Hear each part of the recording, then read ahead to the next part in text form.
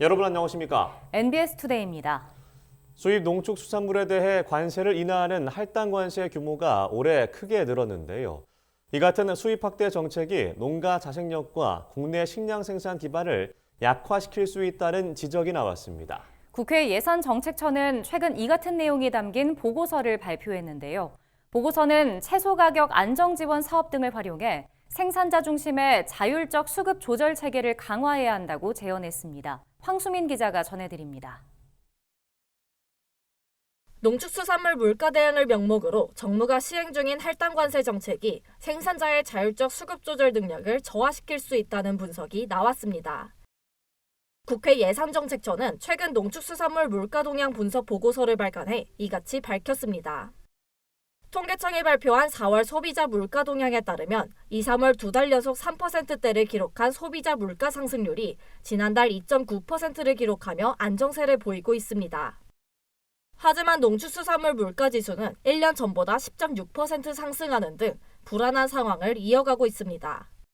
냉해와 호우, 일조량 부진 등 기상 여건 악화에 따른 작황 부진 때문입니다. 이에 정부는 농산물 가격 안정을 도모하고자 할당 관세 적용 물량 증량 등의 정책을 시행 중입니다.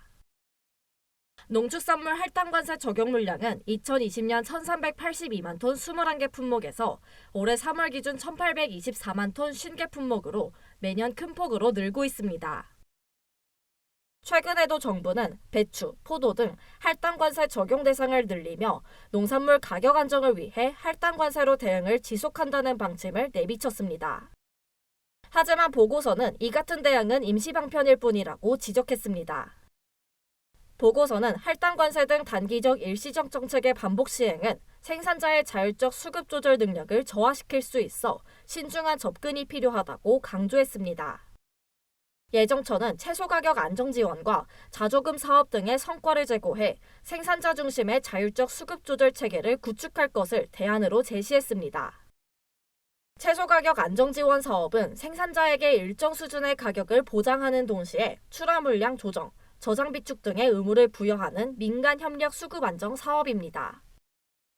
하지만 가입률이 2023년 기준 고추 0.3%, 배추 0.8%, 무 1.2% 등으로 저조합니다. 계약 재배 물량 대비 조절 물량 비율도 2020년 27.2%에서 2023년 10.6%로 하락했습니다. 이에 대해 예정처는 사전 면적 조절, 출하 장려 등 조절 기능을 강화해 실질적 수급 안정 효력을 발생시켜야 한다고 강조했습니다. 또한 자조금의 경우 농산물 수급 안정, 유통구조 개선 등에 대한 사용을 확대해야 한다고 밝혔습니다. 이외에도 보고서는 농산물 가격 안정을 위해 온라인 도매 시장을 활성화하고 비효율적인 농산물 유통구조를 개선할 것을 주문했습니다. MBS 황수빈입니다.